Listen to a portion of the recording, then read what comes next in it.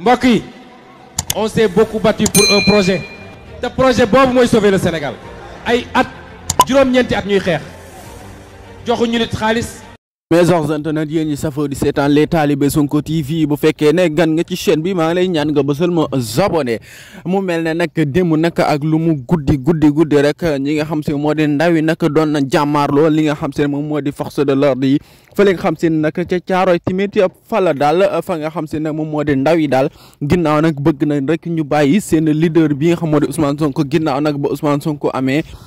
ni nga xam si ne moom moo di Macky Sall rek moo ngi ko téye ci ay lu xam nag une semaine daal loolu la ndaw yi nag gën a mer nag bëgg rek ñu bëgg a bàyyi rek seen leader bi nga xam si moom moo di Ousmane Sonko ginnaaw sax Maître Ngagne Demba Touré sax waxoon na ko ne